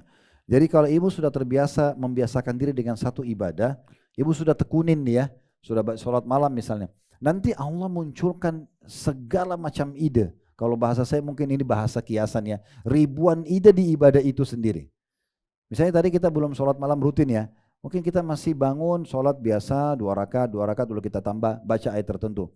Nanti ibu akan terbiasa, kalau sudah terbiasa sebulan nih, nanti muncul ide, oh saya kayaknya biasanya bangun cuma 15 menit sebelum subuh, sekarang saya mau mundur. Ide muncul gitu, mundur setengah jam sebelum subuh. Lama-lama nanti muncul mundur 1 jam sebelum subuh. Itu bertahap munculnya. Allah melihat kita suka enggak dengan ibadah itu, kita tekuni enggak. Nanti Allah munculkan 1000 ide di situ. Nanti kita muncul ide untuk pakai baju khusus untuk tahajud, parfum khusus untuk tahajud, sejadahnya khusus. Ya, Imam Abu Hanifah rahimahullah itu seorang ulama mazhab yang masyhur. Beliau kalau ketemu sama murid-muridnya selalu pakai baju bagus, badannya wangi, penampilannya tampan sekali gitu.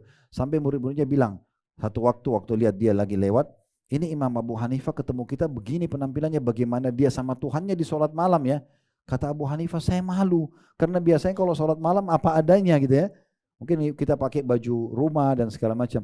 Maka Abu Hanifah mengatakan mulai malam itu sampai akhir ajal beliau selalu menggunakan baju terbaiknya untuk sholat tahajud. Pakai parfum terbaiknya. Mungkin kalau ibu itu kayak mukenanya yang paling baru, dicuci dulu, pakai sejadah yang bersih kan gitu. Kalau perlu bangun mungkin sudah diprogramin, nanti dia akan mandi dulu biar lebih segar. Seperti orang kalau mau ketemu sama siapa sih orang yang dimuliakan, kita akan munajat dengan Tuhan Sang Pencipta Allah ini. Gimana itu punya makna ya, dengan cara kita memberikan yang terbaik misalnya. Nah akan muncul ide banyak. nanti lama-lama ibu akan bisa, mungkin belum bisa dijangkau dengan akal kita sekarang. Tadi saya bilang ayat ini turun kepada Utsman bin Affan. Utsman bin Affan, Bu, bisa membaca 30 juz ya, satu malam di rakaat witir yang terakhir. Gak masuk akal kan? Tetapi begitu Allah kasih keberkahan. Jadi bukan 30 juz itu dari rakaat pertama sampai rakaat 11. Rakaat witir yang biasa kita baca qul huwallahu ahad, Utsman bin Affan baca 30 juz di situ. Sampai ulama tafsir mengatakan surah Az-Zumar ayat 9 tadi itu turun kepada Utsman bin Affan. Hai orang musyrik Mekah, apakah kalian menganggap diri kalian lebih baik daripada orang yang sibuk bangun malam dan berdoa pada Tuhannya? Apakah sama orang yang mengetahui dengan orang tidak tahu? Ini kata ulama tafsir turun kepada Utsman bin Affan. Sama dengan sedekah. Ibu misalnya contoh ibadah lain, belum terbiasa dengan sedekah, tapi sekarang coba azamkan, saya tidak mau lewat sehari kecuali saya harus sedekah. Nanti kalau kita walaupun kecil dulu, 10.000, 50.000, 100.000 kita keluarin. Nanti lama-lama kalau kita sudah tekuni ibadah itu, Allah lihat kita ikhlas, Allah buka hati kita, Bu. Kita jadi mau keluarin 10 juta, kita jadi mau ngeluarin 100 juta, kita jadi mau ngeluarin 1 miliar. Jadi ringan itu. Kenapa? Karena keberkahan di ibadah yang sudah rutin kita kerjakan. Bahkan nanti Allah bisa buat kita ketagihan. Rasanya rugi banget kalau nggak sholat malam, rugi banget kalau nggak sedekah, gitu lah. Sama dengan baca Quran, belum mulai, coba mulai sekarang berazam baca. Saya nggak mau lewatin satu hari kecuali saya baca ayat Al-Quran. Ya, saya pernah berbagi, ada aplikasi namanya Nakhtim ya, tinggal di download. Itu kalau kita setiap tutup HP, buka lagi terlanjut ke ayat setelahnya langsung. Jadi kita bisa khatam. Saya buka aplikasi itu selalu ya, ini bukan aplikasi kami. Tapi pernah ada anak saya satu kirimin ke saya, dia tidak sengaja mungkin, saya lihat kok bagus aplikasi ini. Akhirnya saya lihat, oh bagus ini diterapkan, saya selalu sampaikan ke jamaah. Saya juga tidak tahu siapa pemilik aplikasi ya. Cuma logonya dia warna hijau tulisan bahasa Arab, Nun, Kha, Ta, Mim. Ya, itu di download itu bagus banget. Kita bisa pilih suara imam siapa yang kita mau dengar. Ya, kita mulai dari surah apa, misalnya kita mulai dari selain Al-Fatihah kita mulai Al-Baqarah. Nanti itu bisa ibu baca. Nah kelebihannya dia yang menarik buat saya, setiap kali kita tutup, lalu kita buka lagi, dia nyambung ke ayat yang terakhir kita baca. Sehingga kita terus bisa mengkhatam gitu ya. Itu contohnya. Dan nanti Allah kasih keberkahan, kita jadi mau lebih banyak baca Quran. Sama doa, ibu berat kalau belum pernah berdoa. Tapi kalau ibu rutinkan doa itu, sampai Allah lihat ketulusan kita, Allah mudahkan kita hati tergerak. Setiap kali lihat ada orang punya kekurangan, kita berdoa agar kita diselamatkan dari itu. Setiap kali lihat orang punya kelebihan, kita minta diberikan yang sama. Tidak pernah berhenti berdoa. Dan nanti muncul doa-doa yang ibu tidak pernah terfikir sebelumnya.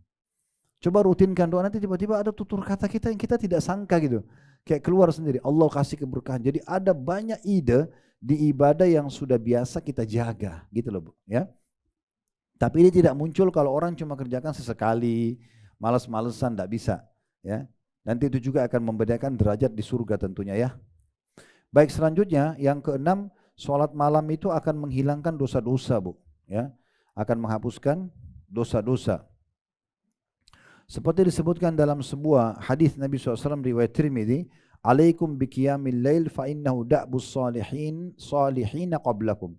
Jagalah selalu salat malam kalian karena itu kebiasaan orang soleh sebelum kalian. Wa huwa qurbatun ila rabbikum, dan dia adalah cara yang paling efektif untuk mendekatkan diri kepada Tuhan kalian. Saya ulangi lagi kata Nabi SAW, alaikum berarti jaga, rutinkan ya, biqiyamil lail, salat malam itu. Fa innahu da'bus salihina qablakum, karena dia adalah tradisi atau kebiasaan orang soleh sebelum kalian. Wa huwa qurbatun ila rabbikum, dan dia adalah cara yang paling efektif mendekatkan diri kalian pada Tuhan kalian. Kemudian wa mukaffirun lis-sayyi'at, dan dia akan membersihkan dosa-dosa, wa manhatun lil atham, dan sekaligus bisa menghalangi dari dosa-dosa. Orang kalau biasa sholat malam, nanti dia akan dibukakan oleh Allah Subhanahu wa taala pintu penghapusan dosa, sekaligus dia jadi enggak mau buat dosa itu lagi. Karena rutinnya dia menjaga sholat malam. Ini keutamaan yang luar biasa gitu. Kemudian yang ke-7 adalah sholat malam merupakan sholat yang paling afdal setelah sholat 5 waktu. Sholat 5 waktu enggak ada yang kalah karena dia wajib ya. Tapi setelah itu enggak ada yang bisa kalahkan tahajud, enggak duha, enggak sholat taubat, enggak sholat wudu, semua kalah dengan sholat tahajud dari sisi keutamaannya. Sebagaimana sabda Nabi SAW, hadis ini diriwayatkan oleh Imam Muslim, afdalus siyami ba'da Ramadan syahrullahil muharram. Puasa yang paling afdal setelah Ramadan adalah puasa di bulan Muharram. Sekarang kita sudah masuk Muharram, ya. Jadi Muharram ini adalah bulan yang paling baik. Tentu puasa yang urutan aja kayak Senin Kamis, Ayyamul Bid, puasa 3 hari setiap bulan. Ini kalau ibu lakukan di bulan Muharram, pahalanya lebih besar dibandingkan bulan-bulan lain, ya. Kemudian wa afdalus salati ba'dal maktubah salatul lail. Dan ketahuilah solat yang paling afdal setelah solat 5 waktu adalah solat qiyamul lail atau tahajud. Jadi keutamaan banyak sekali, ya. Keutamaan yang ke-8. Solat malam merupakan tanda-tanda kemuliaan seorang muslim. Tolok ukur orang itu baik atau tidak, solat tahajudnya. Tolok ukurnya itu. Kalau dia sudah jaga tahajud, berarti dia akan jaga solat 5 waktunya, itu otomatis. Ibu kalau sibuk jaga ibadah-ibadah sunnah, ibadah wajibnya akan terjaga. Ibu biasa solat sunnah, qobliyah, ba'diyah, solat duha, solat tahajud, nanti solat wajibnya pasti terjaga. Ibu biasa puasa Senin Kamis, Ayyamul Bid, puasa Ramadan pasti terjaga. Ibu biasa sedekah, zakatnya terjaga. Ibu biasa umroh, hajinya jadi mudah, begitu, ya. Makanya Nabi SAW pernah didatangi oleh Jibril alaihissalam, yang disebutkan dalam hadis riwayat Al-Hakim dengan sanad sahih, ya Muhammad ishma syi'ta fa innaka mayyitun. Hai Muhammad, hidup sesukamu, toh juga kau akan mati nanti. Sekarang hidup terserah, atur waktumu, mau foya-foya, mau soleh, mau soleha, mau nakal, terserah. Tapi ingat kau akan mati, akan ada pertanggungjawaban. Wa ahbib man syi'ta fa innaka mufariqu. Cintai siapa saja yang kau ingin cintai, toh juga kau akan berpisah dengannya. Wa'mal ma syi'ta fa innaka majziyun bihi. Berbuat sesukamu, toh kau juga akan dibalas sesuai dengan perbuatanmu. Baik akan dapat balasan baik, buruk akan dapat hukuman. Kemudian Jibril mengatakan thumma qal, ya Muhammadu syaraful mu'mini qiyamul lail. Wahai Muhammad, ketahuilah kemuliaan tolok ukur seorang muslim mukmin itu bisa jadi layak jadi suami, jadi istri, jadi teman, partner bisnis, tetangga adalah solat malamnya. Wa izzuhu istighna'u anin nas. Dan kesempurnaan penjagaan terhadap kehormatannya adalah justru tidak mengemis pada orang-orang. Justru tidak mengemis pada orang-orang. Kemudian yang ke-9, ya dari solat malam ini, termasuk orang yang boleh kita iri yang rutin sholat malam. Kan iri dilarang, Bu, nggak boleh, ya. Karena kata Nabi SAW, iri, hati-hati kalian dengan hasad atau iri, karena dia bisa membakar pahala sebagaimana api membakar kayu bakar. Kalau ibu lihat ada temannya punya kelebihan fisik, punya kelebihan harta, jabatan, apalah kelebihan dia, misalnya, terus ibu iri karena berharap hilang dari dia. Supaya dia tuh jadi jelek, supaya dia jadi miskin gitu. Itu jadi haram, dosa. Malah bisa menghapus pahala kita. Sebagaimana kata Nabi, pahala itu akan dibakar dengan iri sebagaimana api membakar kayu bakar, ya gitu. Tetapi kalau ibu irinya itu ghibthah. Ghibthah itu gini, ibu berharap apa yang ada pada dia tetapi tidak berharap hilang dari dia. Misalnya, dia punya kekayaan, ibu mengatakan, ya Allah, sebagaimana engkau berikan dia, berikan juga aku. Tidak berharap hilang dari dia, itu boleh. Atau dia pintar, dia soleha, misalnya. Ibu bilang, ya Allah, sebagaimana engkau berikan dia, berikan juga aku. Misal, contoh. Maka itu boleh. Selama tidak bentrok dengan sunnatullah, Bu. Peraturannya Allah. Gak bisa ibu bilang misalnya, ya Allah berikan saya wajah seperti wajah dia. Kan gak mungkin, itu sistem Allah sudah buat. Kan gitu. Gak mungkin. Tetapi kalau tidak bentrok dengan sistem yang Allah buat seperti harta, kedudukan, ya kepintaran, itu saja bisa. Kesuburan misalnya mau melahirkan, itu semua bisa. Walaupun misalnya dasarnya seorang wanita mandul, tetap bisa dengan doa berubah, karena itu tidak bentrok dengan sunnatullah. Asalnya wanita itu harusnya subur, karena manusia diciptakan untuk populasi, kan gitu. Nah begitulah. Maka Nabi SAW membolehkan kita iri tapi tidak berharap hilang dari orang. Kebaikan itu terutama orang yang punya ayat Al-Quran yang dia baca di sholat malam selalu tahajud, dan yang kedua orang yang punya harta selalu sibuk infakkan di jalan Allah. Sebagaimana hadis Nabi SAW diriwayatkan oleh Imam Muslim, la hasada illa fitnatain. Tidak boleh orang iri kecuali pada 2 orang. Jadi maksudnya berharap kita seperti dia, itu boleh, ya. Yang pertama, rajulun atahu Allahul Qur'ana fa huwa yaqumu bihi ana al-laili wa ana an-nahar. Seseorang yang sibuk, yang Allah berikan Al-Quran, dia hafal banyak surah-surah apalagi sampai 30 juz, dan dia sibuk membacanya di malam hari, di sholat malam dan di siang hari. Ini boleh kita iri, coba saya juga engkau berikan seperti dia ya Allah gitu. Pengen juga menjadi hafidha Quran. Itu boleh. Yang kedua, warajulin atahu Allahu malan fahuwa yunfiqu wa ana al-laili wa ana an-nahar. Seseorang yang Allah berikan harta dan dia sibuk menginfakkannya di malam dan di siang hari. Kemudian yang ke-10, ya, membaca Al-Quran dalam sholat malam itu ya, akan misalnya 10 ayat akan mendapatkan keselamatan dari kelalaian. Ya. Ini keutamaan sholat tahajud. Maka tadi saya bilang minimal 10 ayat ibu baca ya. Jadi kalau misalnya ibu cuma mau baca setiap rakaat, kita sholat 11 rakaat tuh. Misalnya setiap rakaat 1 ayat saja. Berarti pas 10 kan 10 rakaat berarti 10 ayat. Tinggal baca Al-Ikhlas setelahnya. Itu minimal. Ibu kalau baca 10 ayat maka dicatat atau diselamatkan dari kelalaian. Ya. Kemudian kalau baca sampai 100 ayat dicatat sebagai orang-orang yang patuh kepada Allah. Dan kalau baca 1000 ayat dia akan menjadi orang yang paling banyak mendapat pahala di malam itu. Sebagaimana hadis Nabi SAW diriwayatkan oleh Abu Daud, "Man qama bi asyri ayatin lam yuktab minal ghafilin." Barang siapa yang sholat malam dengan 10 ayat, khusus sholat malam ya, sholat duha nggak disebutin, sholat qabli, ini sholat malamnya. Siapa yang sholat malam dengan 10 ayat Al-Quran, maka tidak ditulis sebagai orang yang lalai. Artinya dia akan selamat dari kelalaian.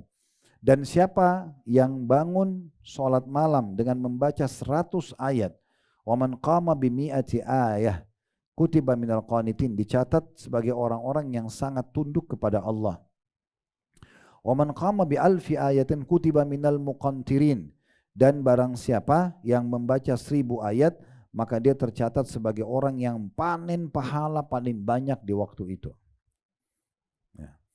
Kemudian dalam riwayat yang lain, ini riwayat mulia sekali, kata Nabi SAW kepada para sahabat, ayuhibbu ahadukum idza raja ila ahli an yajida fihi thalatha khalifatin idhamin siman.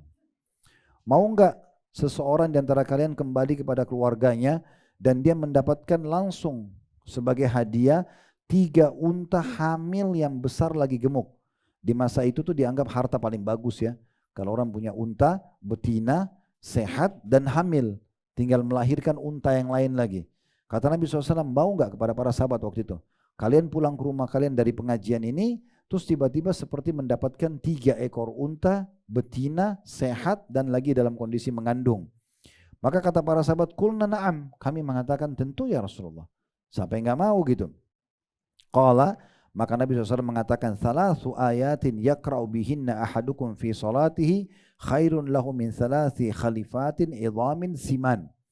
Ketahuilah 3 ayat Al-Quran saja yang dibaca oleh seseorang di antara kalian di sholat malamnya, itu lebih baik daripada 3 ekor unta yang betina, sehat dan sedang mengandung. Jadi artinya 1 ayat lebih baik daripada 1 ekor unta, yang gitu. Seperti itulah. Jadi memang ini luar biasa gitu ya, anjuran Nabi alaihi salatu wassalam ya. Dan sekian banyak tentunya keutamaan ya, tapi ini diantaranya. Kita sudah sebutkan kurang lebih 10 ya keutamaan. Ini kalau kita mau rincikan bisa sampai belasan, banyak sekali. Tapi saya berharap dengan ini berarti sudah cukup memotivasi kita untuk bisa ya menjaga sholat malam itu ya. Baik, saya lanjutkan dulu menutup buku kita ya. Ya, kita akan menutup buku kita dengan lanjutan sisa paragrafnya. Masih di halaman 22, kemudian dikatakan membiasakan dan menganjurkan istri dengan sedekah adalah sesuatu yang bisa menambah iman. Ia adalah perkara agung yang dianjurkan oleh Rasulullah SAW dengan sabdanya. Jadi di sini penulis mendatangkan 2 contoh, Bu. Salat malam dengan sedekah, ya. Tentu kita berharap ini masuk dalam semua lini kehidupan kita. Bagaimana suami istri, orang tua sama anak, anak sama orang tua saling memotivasi untuk menjaga semua jenis amal soleh. Sibuk dari amal soleh ke amal soleh yang lainnya, itu yang dimaksudkan. Nah, diantaranya dikatakan tentang masalah sedekah. Rasulullah SAW pernah mengumpulkan para wanita, ibu-ibu ya. Kemudian Nabi mengatakan, ya ma'syaran nisa, wahai segenap wanita, tasaddaqna, fa inni ra'aitukunna aktsara ahlin nar. Bersedekahlah kalian, karena sungguhnya aku diperlihatkan bahwa kalian adalah mayoritas penghuni atau penduduk neraka. Dalam riwayat ini atau riwayat ini disebutkan di putnot nomor 21 diriwayatkan oleh Imam Bukhari. Artinya bagaimana kita menghidupkan kebiasaan royal di jalan Allah Subhanahu wa taala. Biasa bersedekah.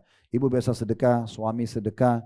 Jangan justru ibu menjadi seorang istri yang menghalangi suaminya untuk sedekah, apalagi untuk orang tuanya. Ibu kadang-kadang ada seorang wanita membiarkan atau menjadi penghalang suaminya bakti pada ibunya. Ini hati-hati.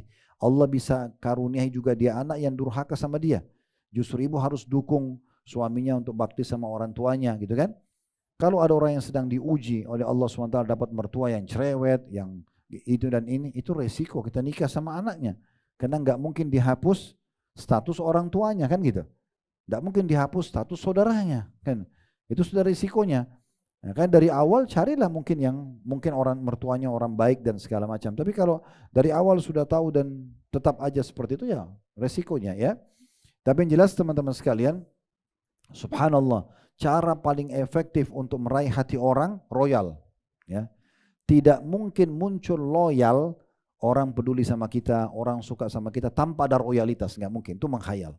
Ya, suami istri tadi saya bilang dari awal, kalau saling memberi, saling mendahulukan, itu akan muncul rasa cinta. Sahabat sama sahabatnya, atasan sama bawahannya, masyarakat, pemimpin sama masyarakat, semua itu butuh. Loyalitas akan muncul kalau ada royalitas. Nggak mungkin persahabatan langgeng, suami istri baik rumah tangganya kalau ada pelitnya, nggak mungkin. Berapa banyak cerai suami istri, alasannya si istri karena suaminya tidak nafkahi, karena suaminya pelit.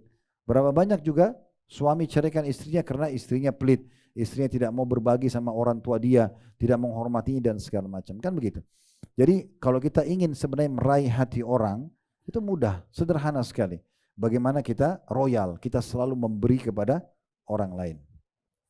Baik, selanjutnya dikatakan, di antara ide yang bagus adalah dengan meletakkan kotak infak di dalam rumah untuk orang-orang miskin, sehingga setiap uang yang masuk di dalamnya menjadi hak bagi orang-orang yang membutuhkannya.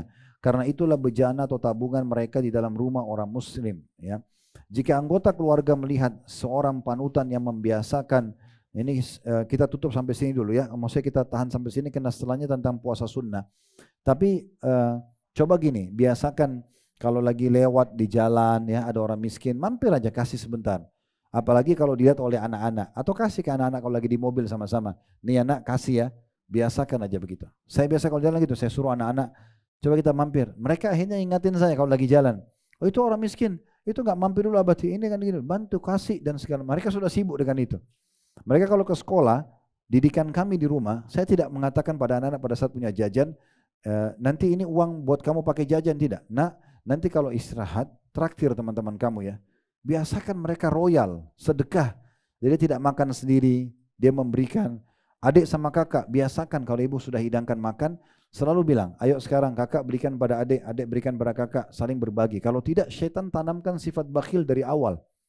Tidak mau saling berbagi, marah kalau kakaknya ambil, adiknya ambil. Tapi kita biasakan hidupkan itu, ya, supaya yang ada adalah sifat dermawan. Kata para ulama, surga itu tempatnya orang-orang yang dermawan. Sampai seorang salaf mengatakan, dermawan itu adalah sebuah pohon di surga, ranting-rantingnya ada di dunia. Ya, siapa yang berpegang pada ranting-rantingnya dia akan dibawa ke surga. Dan bakhil itu adalah pohon di neraka, ranting-rantingnya di dunia. Siapa yang bergelantungan pada rantingnya maka dia akan ditarik ke neraka. Ya, itu masalah sedekah. Dan ini babnya panjang lebar ya. Nanti ibu bisa lihat kembali ke surah Al-Baqarah, surah nomor 2 ayat 261 sampai 274. Itu kurang lebih belasan ayat, 14 ayat kurang lebih. Ya, Allah Subhanahu wa taala menjelaskan tentang masalah keutamaan sedekah dan adab-adabnya, ya. Intinya kalau ibu mau dipenuhi kebutuhannya, dimudahkan urusannya, sering bersedekah, ya. Berapa banyak bahkan penyakit sembuh karena sedekah. Berapa banyak rasa sumpah hilang karena sedekah. Kata Nabi SAW, dawu mardakum bis sadaqah. Obati orang yang sakit di antara kalian dengan sedekah. Obat dokter itu cuma salah satu penyebabnya. Tapi kalau mau kembali kepada teori syar'i, begitu sakit kita sakit atau orang lain sakit bersedekah. Ya, ada seseorang masya Allah punya jabatan di negeri kita ini, seorang pejabat waktu itu dia lagi sakit dia panggil minta tolong saya ke rumah sakit, saya datang gitu kan. Kemudian beliau langsung bersedekah. Lalu beliau mengatakan, Ustadz, saya dengar ceramah Ustadz katanya dengan sedekah seperti ini, maka mungkin Allah bisa sembuhkan penyakit saya karena dia berharap sembuh. Saya bilang yang saya faham teori agama begitu. Dan saya yakin dengan Bapak, kalau Bapak ikhlas memberikan ini, Allah akan berikan. Dan Masya Allah sembuh benar setelah itu. Ya, Allah berikan kesembuhan. Dan berapa banyak hal-hal yang berhubungan dengan kisah ini. Di antaranya pernah ada satu orang datang kepada salafus saleh. Seingat saya dia datang kepada Sa'id bin Musayyib rahimahullah. Kemudian dia kebetulan di lututnya ada luka nanas sudah 7 tahun nggak sembuh-sembuh. Lalu waktu ditanya kepada Sa'id rahimahullah, beliau mengatakan coba cari satu pemukiman umat Islam yang butuh sumur, ya, yang butuh sumur. Kemudian dan banyak orang lain minum itu manfaatnya. Coba di sana berikan, kemudian niatkan sedekah. Lalu niatkan juga supaya penyakit kamu sembuh. Subhanallah, dia lakukan dan Allah sembuhkan penyakitnya. Sebagai penutup di sini dikatakan oleh beliau, dan juga jika anggota keluarga melihat panutan yang membiasakan puasa pada Ayyamul Bid atau pertengahan bulan Qamariyah, bulan Islam ya, 13, 14, 15 dari bulan Hijriyah, juga puasa hari Senin dan Kamis, puasa hari Ashura, ini dalam waktu dekat ya, Tasu'a Ashura jangan lupa ya, tanggal 9 dan 10 Muharram yang pahalanya bisa mengampuni dosa setahun yang lalu. Juga pada banyak hari di bulan Muharram dan bulan Sya'ban, niscaya akan mendorong anggota keluarga yang lain untuk mengikutinya. Maksudnya coba ibu mulai terapkan dalam diri sendiri di rumah untuk hidupkan puasa sunnah. Bukan lagi puasa wajib yang kita bicara, tapi puasa sunnah. Supaya nanti suami mungkin bisa terpengaruh ikut, anak-anak bisa ikut, dan hidupkan suasana buka puasa bersama misalnya. Pokoknya ini coba dirutinkan. Kecuali memang ada udzur syar'i ya. Ada halangan ya, kita lagi sakit, lagi ada tamu, kita enggak, itu enggak masalah karena puasa sunnah. Tapi kalau lagi sehat, lagi enggak ada aktivitas, kenapa enggak puasa? Coba rutinkan gitu ya. Puasa itu juga sehat. Kenapa nanti ada program diet untuk tidak makan sekian belas jam baru mau menahan diri dari makanan? Kenapa enggak puasa aja? Diniatkan kan bisa ya. Dan puasa itu ada namanya puasa sunnah muakkadah, sunnah yang ditekankan kayak puasa Senin Kamis, Ayyamul Bid, dan ada namanya puasa tatawwu. Pernah dengar ya? Puasa tambahan. Misalnya gini, hari Selasa, ibu lagi yang rasa sehat, kebetulan belum makan, belum minum. Terus saya daripada nggak ada kegiatan juga, saya mau niat puasa aja, dekatkan diri kepada Allah. Di hari Selasa bisa, niatnya cuma puasa tambahan. Walaupun dia bukan puasa Ayyamul Bid, bukan puasa Senin Kamis ya gitu, itu boleh saja pendekatan diri kepada Allah Subhanahu wa taala. Dan ini bisa ditarik dalam semua lini ibadah-ibadah kita ya. Insyaallah kedepannya kita akan masuk nasihat ke-6, perhatian pada doa-doa yang disyariatkan dan sunnah-sunnah yang berkaitan dalam rumah tentunya. Nanti ada doa masuk rumah, doa ini, doa itu, kita akan belajar lebih dalam nanti berhubungan dengan masalah doa-doa itu insyaallah. Semoga Allah ikhlaskan niat dan Allah jadikan ini sebagai tambahan amal buat kita. Semoga semua yang hadir di sini baik offline ataupun online, hajat-hajat dunia dan akhiratnya dikabulkan oleh Allah Subhanahu wa taala, dimaafkan semua kesalahannya, diterima seluruh amalnya, dan selalu kita doakan agar negara kita menjadi negara yang aman, tentram, damai. Allah jaga persatuan, kesatuan dan kemerdekaan kita, serta Allah berikan petunjuk para pemimpin menjalankan tugas dan amanah dengan baik, dan Allah juga jadikan juga kita masyarakat yang selalu gotong royong dengan pemerintah menjaga persatuan, kesatuan dan kemerdekaan, dan kita menjadi contoh bagi negeri-negeri yang lain. Dan semoga Allah tolong saudara-saudara kita di Palestina secara khusus, Gaza dan Rafah, serta juga di Syria, di Yaman, di Irak, di Ugru, di Burma, di mana saja yang sedang tertindas. Semoga Allah ikhlaskan niat mereka, terima para syuhada mereka, muliakan Islam di tangan mereka dan tangan kita semua, dan semoga Allah ikut sertakan kita bersama mereka di pahala, baik dengan doa, dengan harta, juga dengan jiwa kita. Dan semoga Allah menyatukan kita semua di surga Firdausnya tanpa hisab, mana disatukan dalam majlis ilmu yang mulia ini. Allahumma amin. Wa sallallahu ala nabiyina Muhammadin wa alihi wa sahbihi wa sallam, wa akhiru da'wana alhamdulillahi rabbil alamin. Subhanakallahumma bihamdika asyhadu an la ilaha illa anta astaghfiruka wa atubu ilaik. Wassalamualaikum warahmatullahi wabarakatuh.